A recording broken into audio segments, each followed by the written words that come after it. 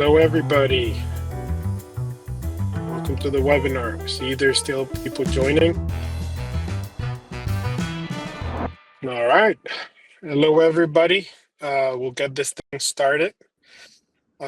Thank you all for coming here to the webinar, Mastering the Fee Maze. First of all, I want to introduce myself and Mark here. I'm Juan. I'm the VP of Key Accounts for Simetrik. And Mark, with us is the Director for Solution Engineering. So I'm the master behind all of the platform and all the setups we do for our customers.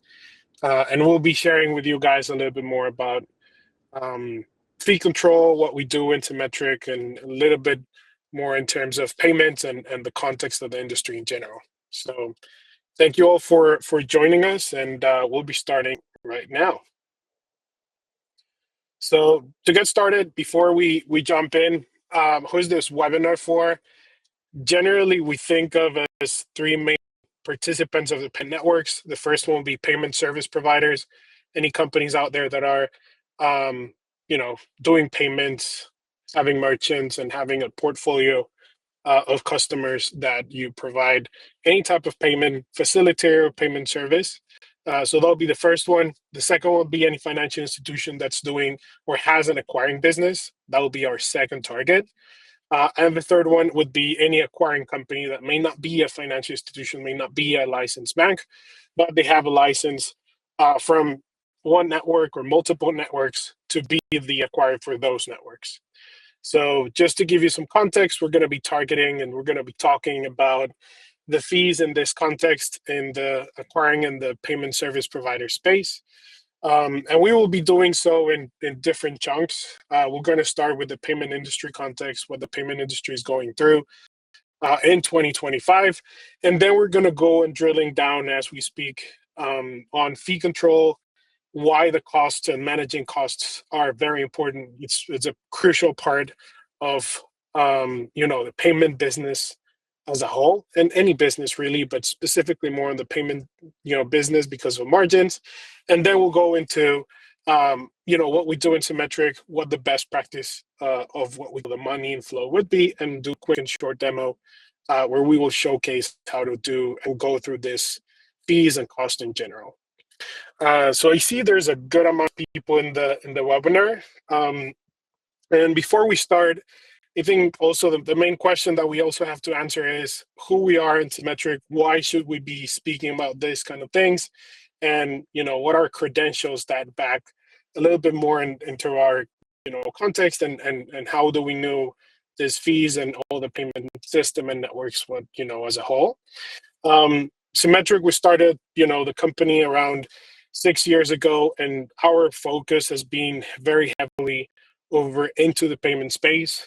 We work with companies in the payment space all over the world, in Latin America, in the US, in India, in Southeast Asia, in Africa, in Europe, et cetera, et cetera. So we have customers that are part of this payment networks all over.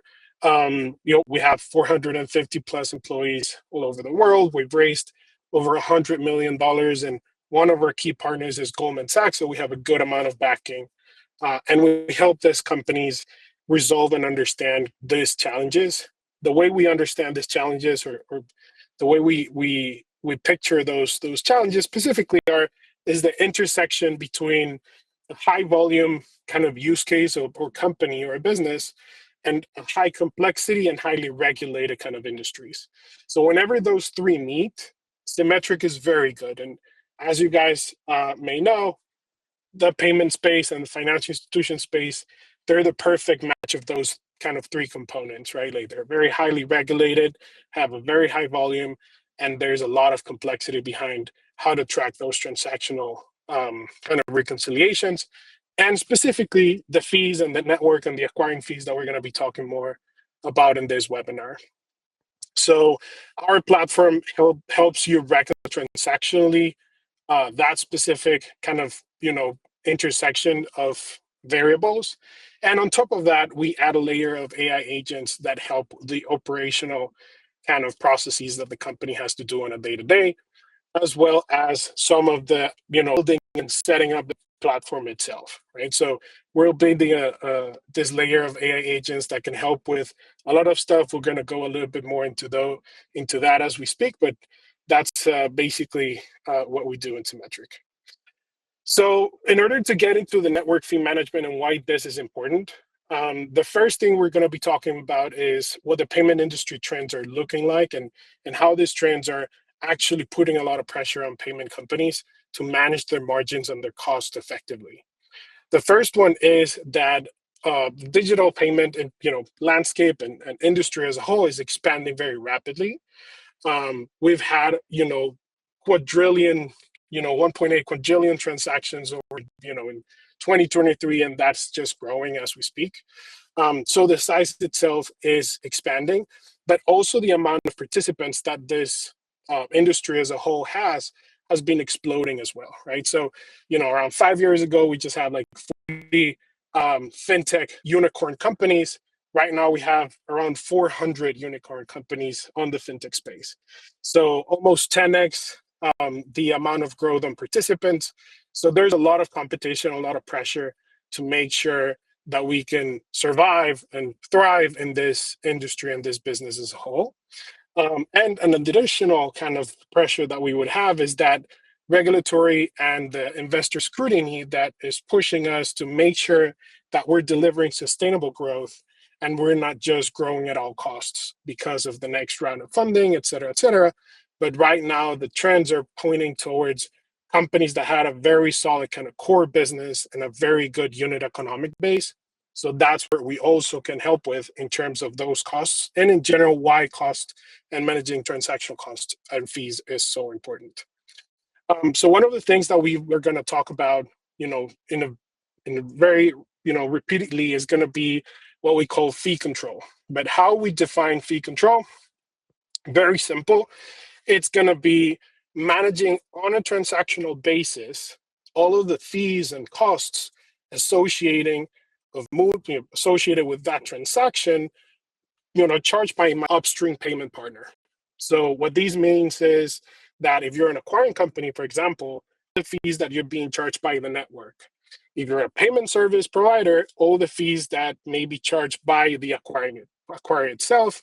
And if you're maybe a merchant or a marketplace or other participant that actually uses a payment service provider, then whatever fees those PSPs would charge you. So all the upstream payment partners, how can they quantify and associate each of the fees I'm being charged to the transaction itself that I'm moving and that I have in my my database or whatever place I'm storing those transactions. And these are not just coming like in a single bundle, but it's a very kind of vertical depth that we can attribute to the complexity of these fees and why it's so important and hard in general to keep track of these fees. So the first thing is that there's a lot of stakeholders in the industry. And a very interesting thing is that as we move away from the network itself, from Visa, from MasterCard, American Express, et cetera, the complexity may vary, but the amount of stuff that it's going to be packed into my fees or whatever I'm paying to that upstream partner is going to increase. So as we can see here, the top of the pyramid is going to be those network fees, and going down would be the acquiring, the payment provider or PSP fees. And then if I'm a merchant, I'm really absorbing all of those. So keeping track of those transactions, especially for payment companies, is going to be so important because the margins are razor thin because of that competition that we just discussed earlier, right? So that's going to be key. And it's always growing, right? Like there's always stuff that we're going to be, it's going to be changing or we're going to be charged for as we grow our business. So that's also key to keeping to account. Some of those variables that account for that change and that explosion in stuff that we're going to be charged for, we're going to mention those as we speak, right? So the first one is with all of the fees associated with the card type and the payment type, right? So think about variables that me as a payment service provider or payment company cannot control, but is mostly attributed to whatever user or cardholder, whatever card they're using, right? If it's a Visa Infinite or a Visa Basic or a MasterCard XYZ, and if they're doing the transaction maybe, card present, going to the store, or they're doing an online transaction. So however that user picks to pay or is paying is going to accrue for different kind of fees that I have to later pay. Um, that's including, for example, the MCC code, the merchant category code, what kind of merchants having in my portfolio, et cetera, et cetera. That's going to influence heavily on a transactional basis what fees I'm gonna be paying, and also it's not really something that I can control as a payment company, right? So that's another component where all of these variables are just happening in the market and happening in merchants that I work with or my clients, and I cannot control or alter how those happen. I just need to understand and account for those appropriately, both in my accounting side and my financial, and my cash positions, et cetera, et cetera. Another variable that can, uh, make this a little bit more complex is what is the rail that is being used and the transaction fees and transaction type that where that happen, right? So think about, for example, if I have a transaction is in a different currency, right? So maybe it's not US dollar, but it's a different currency. If my in the payment specifically, they chose like a DCC, a dynamic currency conversion partner, or they didn't. And if that rail is going to go directly through the network, or is going to go through maybe an FX provider, a partner before that, all of those kind of rail and routing problems are going to end up in different variables for the fees that I have to pay as an acquirer, as a payment, service, company. So those are just two variables that can make this a little bit more complex, but there's a lot more that we don't have the time to cover, such as chargebacks. What happens if I get a chargeback? What happens if I send a dispute early on, or I set a dispute, maybe after a couple of days or a couple of weeks?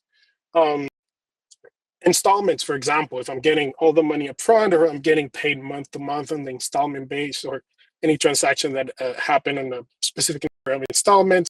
As I mentioned, any DCC partners that may be in the transaction itself, and more variables that can equate to complexity on this fees themselves, right? So just to maybe take a little bit of time and share, hey, there's a lot of complexity that goes into making sure that I can go one to one on the fees that I'm paying and the transactions themselves. So if we work in a payment service providers, I'm sure we're familiar with this complexity, and all of this basically lives inside a PDF document that we sign when we sign the agreement with our partnership. The PDF document that they give us is just maybe 100 or 200-page document that I receive, where all of the clauses are stipulated, right? So they're buried, and there are a lot of lingo and legal text that I need to extract from it and try to put it in a database somewhere to start matching. So that would be like the first hurdle after I sign that partnership. I get this thick PDF stack, and I need to translate that into something usable to be able to reconcile transactionally, right? It's not in standardized formats. Each partner has their own PDFs and their fee agreements. And really trying to do this manually is not scalable. More so when I'm dealing, let's say, with hundreds of thousands or millions of transactions a day or a month. Trying to match those manually will never end up being a scalable and a good solution for me. So now I have this PDF on one end, and on the other end, when I have my partner, what I receive is basically a ton of different files and formats that may not be the easiest to parse or to understand, right? So if I'm looking at the Visa on an acquiring level, if I'm looking at the Visa kind of world, I'm thinking of the EP files and the VSS files, and all the numbers that come after that, the EP220 or the VSX 120 or the 600, and all of those I later on need to parse and make sure that I can make sense out of those, and then compare them with this 200-page PDF, right? And that would be just for Visa. Let's say I'm going to acquire for Visa, MasterCard, and American Express. So now I'm have to deal with each of those kind of network worlds to be able to understand what my fees are. And if I'm on the payment service provider side, then this also happens if I'm, let's say, partnering with TSYS or Global Payments or Pfizer, First Data, now Pfizer. all of those partners will have their own set of reports in different formats that I need to parse, somehow centralize, and make sense of them using the 200-page PDF that they gave me, right? So now it's getting a little bit more challenging. And also to add on top of that, the fees are not set and done, right? It's not like I get that PDF and it's done. Those fees change as time progresses, right? So after my signature, every 6 months, if I'm doing, for example, Visa MasterCard, every April, October, I will have those fees getting updated for me. So I need to keep track of those fees on a yearly basis, sometimes in every 6 months. And now if I'm using a partner like a TSYS or a Pfizer or another acquiring company, sometimes those fees can get updated every month or every quarter even. So that makes it very challenging to keep updating all my data inside and make sure I can reconcile that and make sense out of it, in a simple way, right? Like, how can I make sense of all this stuff that is just changing and adapting, right? So I've spoken for a good amount of time. I want to make a quick poll because I know this world is it's fairly complex on the fee side, and we have a couple polls in here that I want to share with you guys, and would love to just make a quick sense of how many of you guys are actually reconciling and understanding those fees on a transactional basis, or have a good confidence of what you guys are currently paying. So let me share the poll. I would love to know if you guys are monitoring those fees. So we have the right here. So if you guys can vote and share with us, if you have any confidence, we can give it a couple seconds for the poll to finish. Just shared your votes over there. I think the poll may be bugged.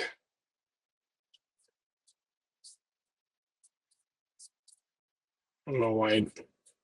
Is it working? Oh my gosh, I think it didn't work. Sorry for all of you guys. All right. Anyway, again, going back to the complexity of the fees, we're going to go and start to look at how can we make sense and resolve all of these kind of challenges that we just shared. And in Simetrik, long story short, we can help you understand on a transactional basis how to attach a specific fee to the transactional kind of record that you have in your database. But that's just one thing of all the stuff that we can help you with. So the way we look at the problem is more from a holistic standpoint, where fee control, you can see, is one part of what we have, a 5-layer approach to the problem. The first one, it's going to be centralizing all those records and formatting them and making sure that there's a place where we can access them and it's easy to access and reconcile those within themselves and with the other files, right? So if we're looking at Visa, for example, then we're going to be thinking of making sure all the VSS files actually are consistent with each other and with one another. So that'll be what we call the layer one, making sure that's checked. And then after we finish with that, we'll go in the second layer, which is what we call the operational control. So the operational control is making sure that once those are centralized, all of them make sense between the vendors and between the partners and my own internal database, right? So once I can make all the Visa files make sense, among themselves, and there's a lot of mistakes that our customers have had with Visa, MasterCard, TSYS, et cetera, with other providers, where even the files they send are not consistent within each other. So that will be the first check. The second will be making sure they're consistent with my internal database. So whatever database you're running, we'll connect that database with those files and make sure they're matching with what your internal records. Once we finish with that kind of operational control layer, we'll start adding all the actual cash and money movement of your bank accounts. Let's think about bank statements, et cetera, where you'll connect those bank statements. That's where what we call fee control comes in, where we are going to make sure that, okay, we have the transaction layer working and we understand how it works and it makes sense and it's consistent. let's go into your bank statement and understand if the fees that you were charged and all the wire transfers and the ACH that, um, you know, the money movement itself, if they reflect the accurate fees, if the cash is being moved in a healthy way and it makes sense versus the data that we're receiving. Once that's done, then we'll go into the fourth layer, which is the accounting control. And in this part specifically, we'll connect the ERP or the accounting system and make sure the accounting makes sense with everything else, right? So are we doing the correct accounting entries, and are we making sure that everything's accounted for in the right way? That'll be the fourth layer. And then finally, after we have that kind of core set up, we can share, and I think my camera, it's on top of it, but we can share reporting, audits, and everything else to make sure that you have the correct visibility within your company for everybody to understand the result of that kind of reconciliation, that financial control process for itself, right? So that'll be the fifth layer, which it would be more associated with reporting, any internal audits or external audits. All of that stuff will come in. So we will approach the problem as a whole and not just the fee itself. So we're going to dive into the fee control, but that's generally what we do as a whole. In this slide, we just have a list of all the use cases that we can do. The big takeaway here is we can help on that acquiring side of the equation, but we also can help on the issuing side. This webinar specifically is focused on the acquiring side, on making sure the fees, whenever the settlement files come in, are good. But we can also help if you're on the issuer side. We can also help in multiple other kind of financial controls and use cases as a whole, right? In this specific network reconciliation process, we're going to think about it from like a 5-step approach, right? So we're going to think the first process would be the clearing side, and the second one, all right, now that we have all the data that this is going to clear, let's understand the scheduling. So when I'm going to receive what money, is it going to be T+1, T+2, T+3? What transactions are going to be sent to different buckets in terms of timing? Then after that, we're going to go into disputes and rejections. So, all right, what are the rejections? What are the chargebacks that I may have on that transactional kind of database? And how is that going to affect my payment scheduling? Is it going to make, maybe the T+3 payment that I was expecting is going to be, lower, et cetera, et cetera. Once we understand that picture of the transactional kind of reality for the company, we'll jump into the cost. All right, now that we understand where are the chargebacks, what are the transactions, when are you going to get that money, let's make sure those costs make sense and are accounted for. And then finally, the settlement with the bank account. All right, let's see that the actual money was received in the bank account that we were expecting, and everything was according to the files that we received. So that's basically, in short, our approach. And again, it's highly complex. There's a ton of stuff in there.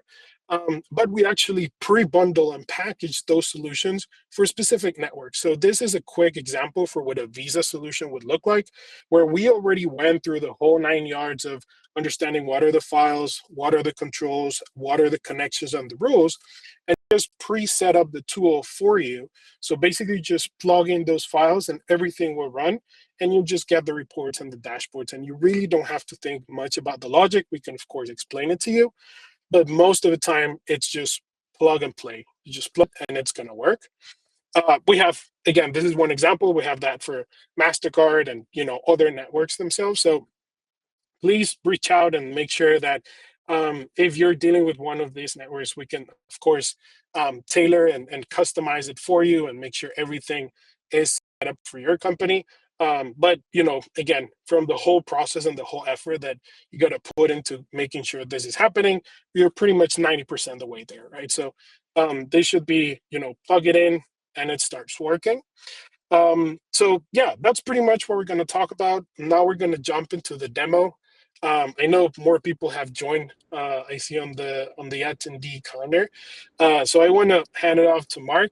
He's going to be sharing with us a little bit of a demo of how this kind of process and setup would look like.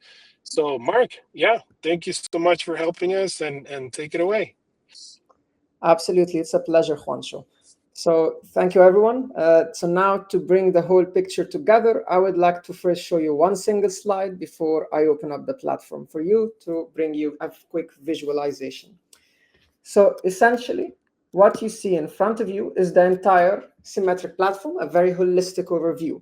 And by looking at it, you can think or you can visualize that Simetrik helps with to streamline and automate three core functions of finance operations within our customers, whether these are acquirers, payfacs, etc., etc. So the first is ingesting and unifying data. The second is to transform the data and reconciling it. And thirdly is to set up controls and generating actionable reports, as you can see them on the right-hand side. So when it comes to ingesting and unifying data, essentially Simetrik is able to generate databases that are going to be fed with our clients' internal and external reports. And here there's a wide variety of data that can easily be ingested, such as partner transaction files, settlement reports, bank statements, contracts with partners, whether it's both on the expense side. So if you are an acquirer with a network, or if you're a payfac related to an acquirer and you have like a cost contract, or whether it's even on the revenue side. So if you're a payfac or an acquirer and you operate with a merchant, for example. So you can both bring data related to your revenues and data related to your expenses. The next piece is to transform the data and reconcile it. So in this case, users of the platform are going to be able to automate any process that is needed to prepare the data before running all the different reconciliation, leveraging the no-code smart building blocks. So you can think of Simetrik with all of these like squares in the middle. You have individual capabilities that we can bring together in different permutations, and then you're able to create shapes or solutions such as the visa solution that Juancho was just showing to you a few minutes earlier. So now I'm going to share my own screen and start showing you the platform and the UI of the platform.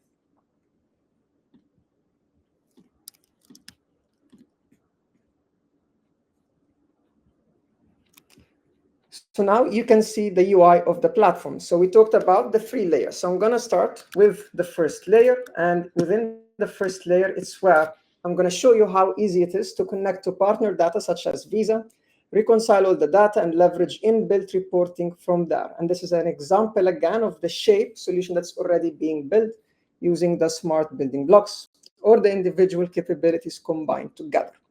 So what you can see is that those are the sources that are coming to Simetrik. So if you remember the picture Juancho showed with all the files from Visa, this is an example where Simetrik is able to ingest all the different Visa files. And again, these are flexible database configuration that takes the shape of the files being sent by Visa. Hence, Simetrik build the database structure or the data dictionary based on the shape and the structure of the partner files. So in that case, the speed to value or the speed to accessing all the pre-built configuration is very, very fast.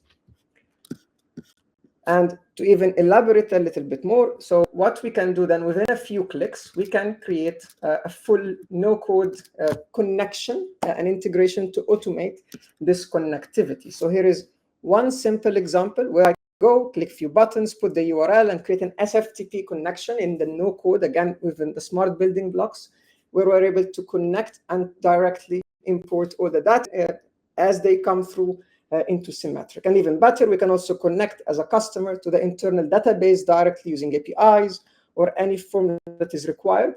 And once that is done within the few clicks, then all the auto-deployed reconciliations were in real time.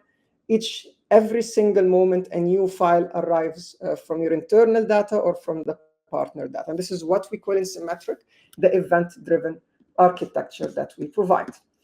And the last thing to show you in those three layers is actually the reconciliation configuration that, for example, happens and it's already deployed on your behalf if you use the Visa solution, for example. So this is a quick example of what the reconciliation matching logic would look like. And here is where you would have different rules and different rule sets. So you're able to configure multiple of various rules that are used simultaneously to be able to detect how to reconcile transactions, how to reconcile, for example, or compare different fees, whether these are calculated fees, whether these fees are actually related to the interchange or to the acquirer fees based on estimates built versus actual deducted fees. So here is where, with Simetrik, you will have all of those solutions and you'll have the flexibility to optimize, modify, accept certain variances or tolerances and track those, and being able to have a full breakdown of your fee as you have high volumes of transactions moving to Simetrik. So you preserve the granularity of the fee calculation, what we call the unit economics per transaction, and being able to aggregate those to run comparisons with the partner files, such as the Visa settlement service files that you receive. This is all just examples of how we can use the building blocks to build a shape or a solution, as you can see in front of you. And now the whole objective of using all of this, so now once everything is reconciled, we can utilize Simetrik best practice controls and reports, or customize them even to however we want, and not only to Visa, that again use Visa as an example, to have a consolidated view across all partners and directly seeing how your fees are broken down across those different partners. And now we're going to take you through a sample of those reports that you can get out of Simetrik as the result. So the slides on the right hand side, we talked about the business outputs where you can take actions based on them. So here is where I'm going to show you some of those examples. So right now you can see on the screen, here is where Simetrik will automatically display very important KPIs that any acquirer or any PSP would have to track, things like the processed volumes, the count based on the processed volumes, what does that translate into transaction value? And then from the processed volumes, you can build a picture of your reconciled take rate. So how much you are being as a merchant discount rate, for example, or how much you are taking from the transaction as your own commission. And from there, you can start tracking the payouts. So these are all aggregate levels of numbers. So seeing your total revenue, total expenses, and then your subsequent net revenue, you can have a holistic picture of the financial performance of your operations. And from there, you can start taking those and breaking them down into the transactional layer, where you see all the discrete transactions and the discrete fees associated with the transaction and the breakdown of those fees as well. So in this picture, again, scrolling a bit down, you can then see how for example, your take rate, so that's the percent of your volume. From there, what is your margin on the take rate? So 25% goes into my pocket, and the rest of the 75 will be actually paid out into as the expenses. So you can now see how the relationship and the margin is being tracked, and you can break those down across MCCs or across various criteria that you define. Or you can even take, just to show a bit of the granularity, your total fees, and then you can see how they break down across different types, like the interchange, the scheme fees, and the relevant categorizations as well. And this is extremely powerful as you see how your fees are changing across various criteria, because now in Simetrik, we can handle the high level of transactionality and volume to build all of those discrete calculations inside of Simetrik to build a theoretical estimate versus the actual deduction.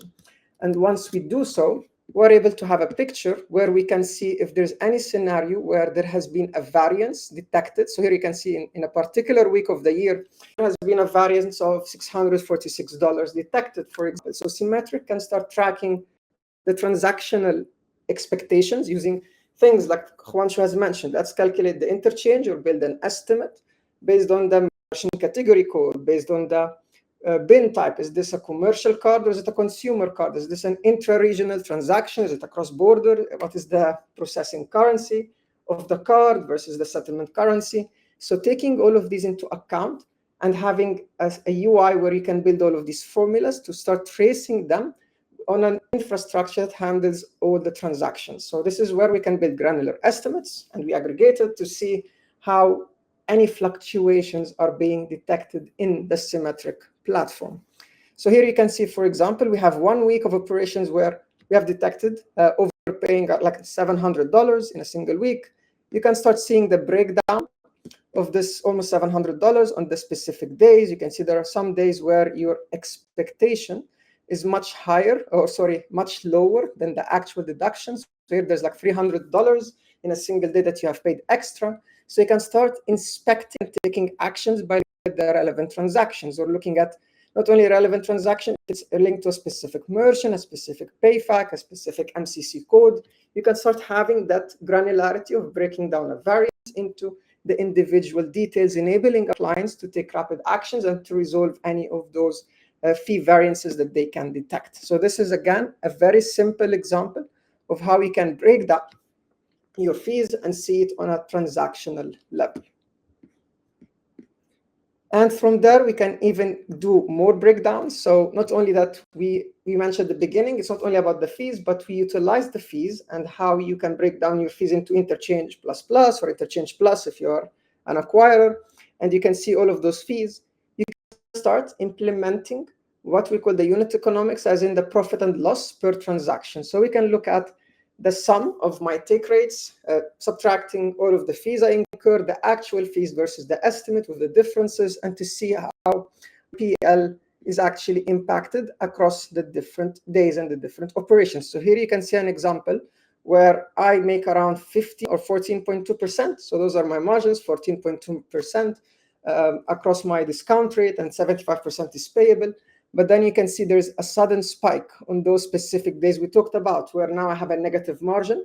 And then I can, again, get the breakdown of these fees per transaction as well. So the idea, you start receiving alarms, tracking all of your fees at a granular level and at an aggregate level, and having that traceability of where the fees variances occur and the reasoning behind it based on the theoretical estimates you can leverage Simetrik to build per individual transactions. And this is all, again, few simple examples of how we can leverage Simetrik to bring you all of these insights in terms of the fees and how they break down.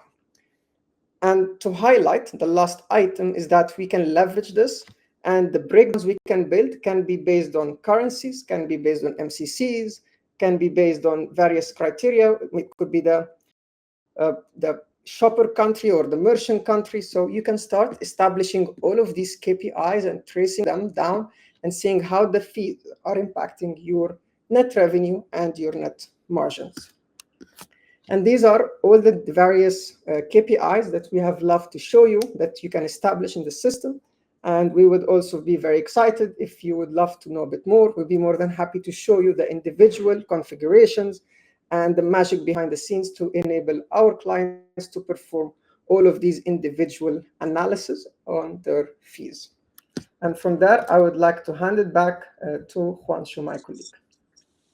Hey, Mark, thank you. Thank you so much. Yeah, so I mean, pretty impressive what you shared with us. And at the end of the day, making sure these fees are tracked automatically in those dashboards is very powerful for any PSP that's trying to understand what their margin looks like. We have a lot of use cases and a lot of customers, and Mark, keep me, correct me if I'm wrong, but a good amount of customers would change pricing, packaging, or how they price and how they manage their margin. So different types of transaction. Let's say, you know, on card present, they'll have a specific set of revenue and fees for their merchants, and online a different set, just because the amount of fees and costs on per transactional basis, it's fairly different. So they will start changing those kind of revenue structures. So they can optimize those margins and make more on that, on that the service they're providing. But yeah, I don't know, if you want to add maybe some of the, customer kind of nuances or crazy stories. I mean, before we jump into that, just wanted to wrap it up, mentioning that we've done a lot of internal studies where we've seen that not only the fees, but a lot of stuff that can happen in that reconciliation process, if you can automate it properly and make sure every transaction, you can analyze it and basically have this dashboards and this visibility that Mark just shared, you can pretty much recoup between 2 and 15 basis points of your overall TV. So if you're any payment company that is doing, millions or billion-dollar TPV kind of numbers, you can start doing the math of how much money can be lost or can be recovered via this kind of analysis and this kind of visibility that you can get, not only for the fees specifically, but throughout the whole kind of life cycle of a transaction, right? From whenever the swipe and the authorization happen, including chargebacks, including any refunds, including installments, et cetera, et cetera, et cetera. We have seen some stories, for example, where I remember one where we had a customer that received a file from one of these networks that was for a different customer, right? Like it was not their file because of that manual processing that the network happens behind the scenes. They received the wrong file, and they really, catch that error in pretty much minutes. They called them back, fixed it. I know it's something that shouldn't happen, but that's basically the day to day of what this reconciliation looks like. So yeah, there's a good amount of, I think, stories like that. I don't know, Mark, if you can think of one and share it with everybody in the webinar, those Instantly. kind of scary stories that, again, not mentioning who the story is about, but at least sharing some of the hiccups that may happen on a day to day Absolutely. doing payments. So one of the surprising things, or not really surprising, but things you can detect is on high level, things can look as if we are going well. So we had an acquirer that processes across different MCCs. One of the MCCs is 7995, i.e. gambling. And because the revenues were so low, or their volumes were very low, if they draw a picture, it seems that, yeah, they're paying fees across all MCCs. But once they started to use Simetrik and calculate the ratio between the fee over the volume, and then they start to look at the picture in terms of ratios rather than actual numbers, they saw a very different picture, that the fees, instead of being like 75% of the MDR is being paid out, they're actually in the negative. But because the volume was so low, they were not able to detect that there's something wrong in this MCC. So you see like MCC volumes, very low, but once you change the parameter from actual volume to ratios, then it spikes up. And you see a massive tower rising in Simetrik platform showing you that there's something wrong in your fee structure when it comes to the MCCs. We've also seen scenarios where a processing card, or even the issuing side with Visa especially, someone used a card issued in the US, started to do payments related to Chinese currency, and because of some regulations and some issuers in the middle, they had some very spiking fees. But again, because these fees get hidden in the volume, they are not detected. It's only the moment you calculate ratios and dispose them per transaction and aggregate them, this is when you start seeing those massive spikes, and it's enable our clients to take immediate actions, whether it's blocking a card that's used in the wrong country, or whether it's as I mentioned, managing different fees, changing the fee structure for sensitive MCCs, and actually merchants will accept a higher fee payment in the example of the 7995 MCC, merchant category code. Yeah, I had one. I'm share with everyone here. Again, we're gonna go into a little bit more of a Q&A kind of session. We're like 15 minutes away from the hour, so if you have any questions, you can upload them and write in on the Q&A. I'm gonna put a small button if you guys wanna do a quick demo, or we want to pretty much a consultation with one of our experts. We've done this for a good amount of years. We have a lot of experience, assessing and understanding how the current process of financial control works in a payment company.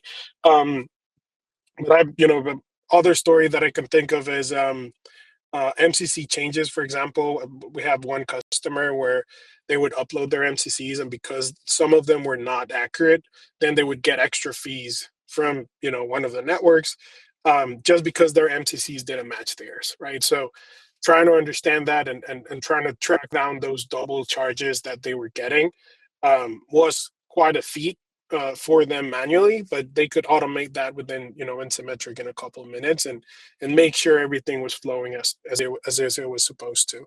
Um, so yeah, I don't know if there's any questions, or any other inquiries that you guys may have. You have the QR code right there in our slides. If not, there should be a button in the webinar where you can click and basically book a quick 30-minute session with one of our specialists that will walk you through the whole process, and basically make a one-to-one comparison and try to find some gaps in what you're currently doing on the pay, within your company, to make sure there is no money leakage, and what we consider as the best practice would be, and trying to bring you a little bit closer to it. um, so yeah, if there's no questions, thank you everyone for your time. Appreciate you spending your evening with us, and yeah, we'll be chatting, and see you in that link. Hopefully you can talk a little bit more about how your current process works, and and how we can make it better. Thank you all. Have a good one.